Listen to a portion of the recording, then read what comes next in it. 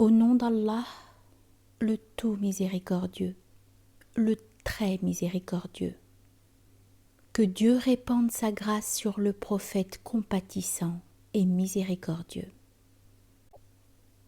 Au troisième et au second, au maître des triades et des couples à qui il est fait allusion dans les doubles paroles de louange, au triomphateur évanescent, celui qui va freinant sa monture, qui se retourne vers son ombre et baisse la tête dans son humilité, au généreux dont la libéralité ne tarit point, à l'existant parfait dont l'existence est ignorée, à celui qui est issu des deux présences et à l'envoyé fort des deux puissances,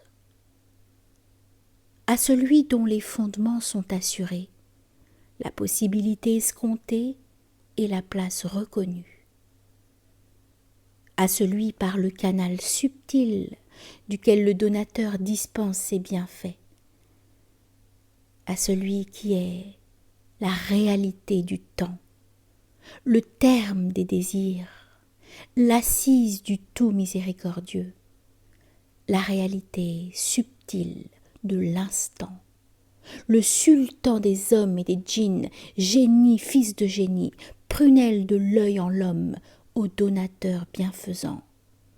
Aboul Fawaris Sakhr ibn Sinan, maître des reines de la générosité et de l'éloquence, je dédie cet épître et demande à Dieu de lui faire présent des dons les plus agréables et les plus doux, et de lui accorder les degrés les plus parfaits et les plus élevés. Que votre haute dignité reçoive le parfum béni du plus parfait et du plus pur des saluts, ainsi que la miséricorde et les bénédictions de Dieu très haut. Pour moi, je loue Dieu qui m'a façonné et équilibré et fait entrer dans la plus belle des constitutions. Puis il me fit connaître à moi, par moi, et me manifesta pour moi. Ainsi me suis-je épris de moi-même, et n'aime autre que moi. Entre mon éloignement et ma proximité, je fus rendu fou d'amour pour moi, et je ne m'adresse qu'à moi-même. Poème. Puissé-je me voir lorsque vient à moi, en secret au grand jour, moi, en mon essence. Je me dis « Salut » et réponds « Me voici ». Ainsi, de moi, je me tourne vers moi. Par le moi essentiel, je me suis éteint à moi-même. À mes ennemis, à mes amis fidèles, à ma menace du châtiment, à mon surcroît de grâce, à mes délices du paradis, à mes promesses de récompense, ô moi, par mon être essentiel, rends-moi à moi-même, afin d'en voir la constance. Ainsi fus-je rendu par moi à moi-même, à partir de moi, et seules mes qualités subsistèrent en moi. Je saisis mon bâton, le bois frappa la pierre, s'en écoula le fleuve des constellations, annonciatrices, 10 et 2. Je me dis, ô moi, redouble ma constance et ma fermeté. Telles sont les sciences de la vie, issues des plantes qui ont illuminé mon existence. Où donc en moi réside ce subtil secret que Dieu a confié à mes substances? Je me suis comblée de ce que je recherchais en moi, à jamais consumée du désir de ma mort. Aussi me suis-je plaint à moi-même de mon propre amour, pour que mes traits se dévoilent à mes paupières depuis l'essence de ma créature. Dans sa générosité, mon union embrassa ma dispersion.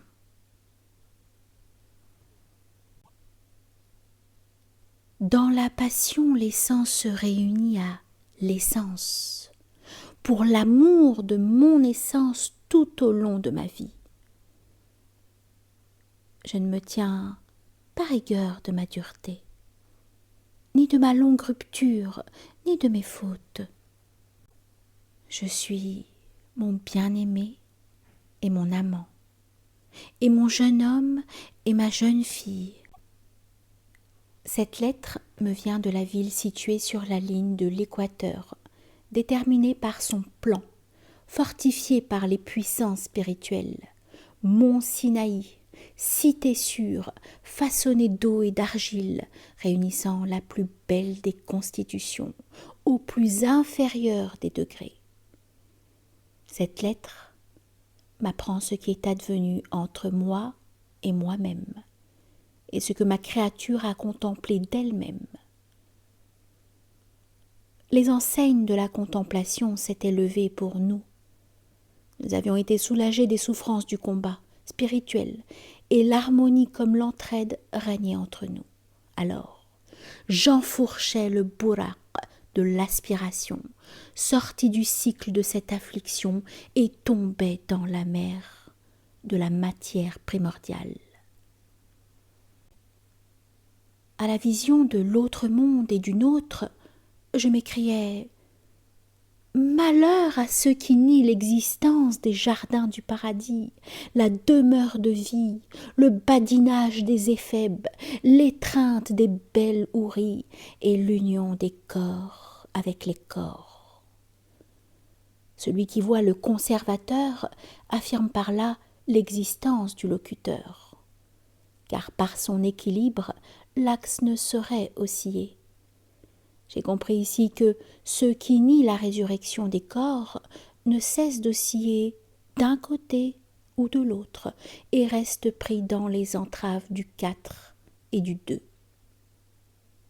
Ô douleur, ô brûlure de mon cœur, m'écriai-je en m'enfuyant de l'univers sans pourtant y échapper. Où trouver ce que je cherche? J'entendis alors une voix venue de moi, ni intérieure ni extérieure à moi, me dire « Comment demandes-tu un haut degré alors que tu peines encore sur la route? Où te trouves-tu, toi, en regard des établissements sur les trônes, en regard des accoudements sur les divans célestes? Où es-tu, toi, devant les tapis sublimes, devant l'horizon suprême? Où es-tu devant les écrans de la splendeur, devant le voile éblouissant? Où es-tu face à la nuée et à l'écran infranchissable de l'inaccessibilité? Où es-tu, toi, en comparaison des ipséités absolues, des esséités confirmées dans leur réalité? Où es-tu dans la présence des allusions, des entretiens et des causeries nocturnes? Où es-tu devant l'arbre sublime et ses branches infimes, devant l'étrange phénix, la colombe au collier, le corbeau noir de jais et l'aigle roi? Ô toi qui es voilé, comment peux-tu dire où à propos de l'essence? Pourtant, ta station n'admet pas le mensonge. Je répondis « Ô toi qui me tenses, tes paroles m'ont blessé. Ne sais-tu pas que tu parles de ta propre station? Toi, tu es dans la présence de l'être essentiel, détaché du temps et du lieu, mais moi, je suis plongé dans cette mer obscure, dans ces ténèbres épaisses, et cette effroyable calamité mine du mensonge et du doute, des défauts et des vices? Ne crie-t-il pas: ô douleur, celui qui est prisonnier de la quantité et des préceptes de la sagesse? Si tu me sauves de ces flots déchaînés et me délivres de l'horreur de cette nuit épaisse, je ne prononcerai ni n'userai plus d'adverbes, ni de prépositions de lieu. Par son irrésistible puissance, il m'attira alors à lui et me dit: tu es vaincu, cherche du secours. C'est en ta dextre que je trouverai secours, répondis-je, car tes deux mains sont une même dextre. Certes, il est le fort et le sûr, le fidèle et le véridique, qui ne profère point de mensonges. Comment peut-il se moquer de moi, celui qui espère en moi? Tout comme fait ton éloge, celui qui t'accorde son don, répliquai-je. Au moment où il m'attira à lui, je me vis sous une forme autre que ma forme précédente, et m'y établis fermement et stablement. « Ô moi !» m'écriai-je. « C'est moi, sois le bienvenu, » répondit-il. « Pour moi, rétorquai-je, je ne veux ni vœu de bienvenue, ni hospitalité, ni aise, ni agrément. Ô fraîcheur de l'œil, quel est le doute qui t'assaille? Ô prisonnière de la création, quel est le mal qui t'atteint? Tu ne cesses de me voiler à moi-même. Dévoile-moi donc à moi-même afin que je me connaisse. Après l'avoir imploré ainsi, je continuai en ces termes. La révélation ne s'interrompt point. Ma bannière est levée, ma science limitée, ma station louangée. L'intime de mon être est contemplé par lui, et mon cœur a pris conscience en lui-même de son être. Ce que je cherche est introuvable.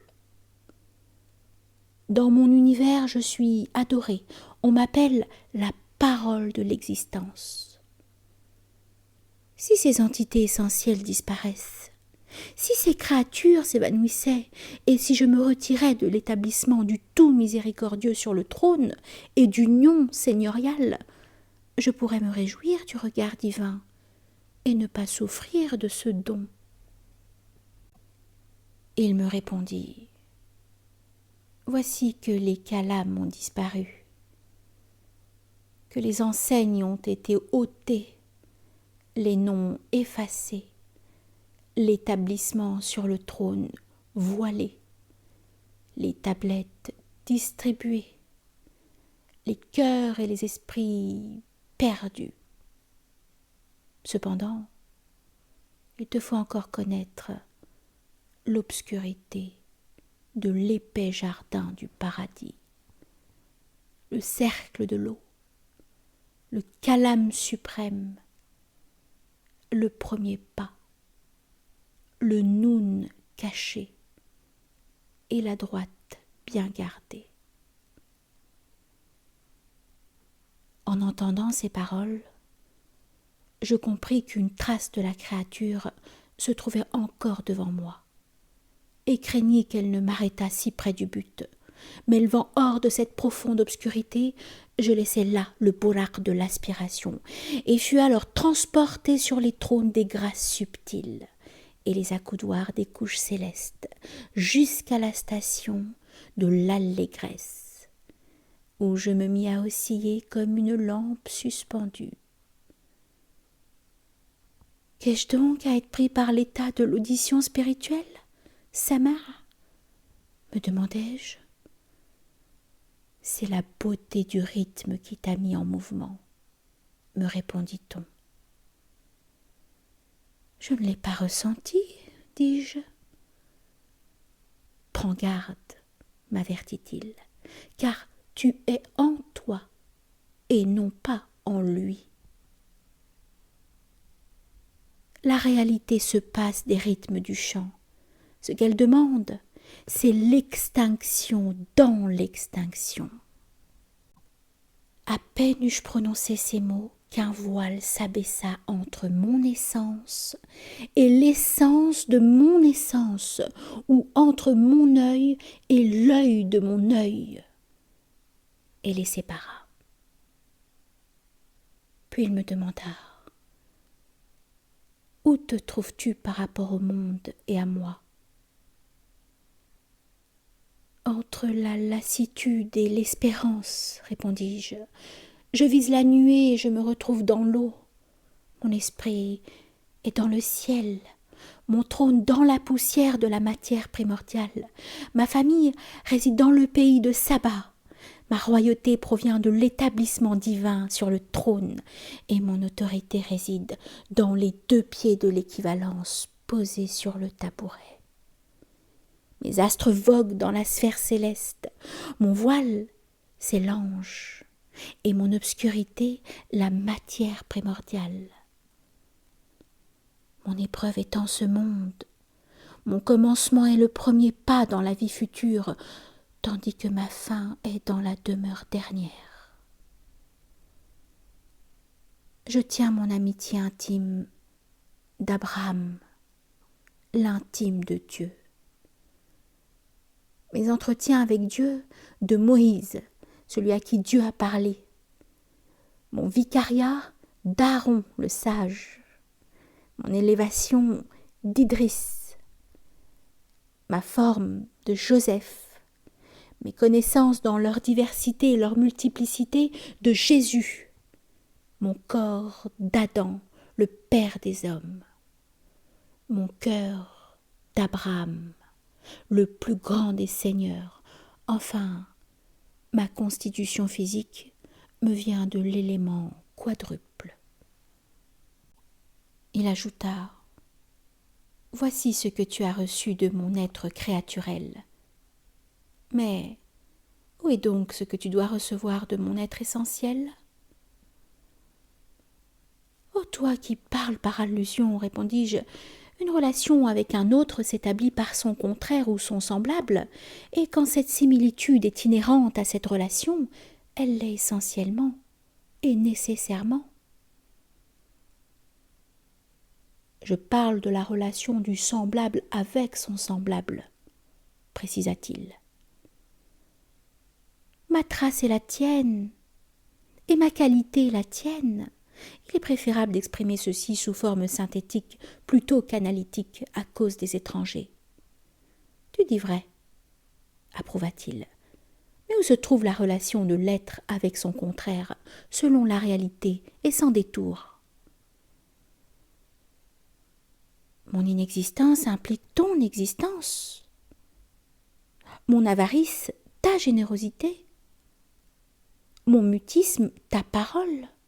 Mon chuchotement, ton discours. Mon impossibilité, ton éternité, et mon début, ton antériorité.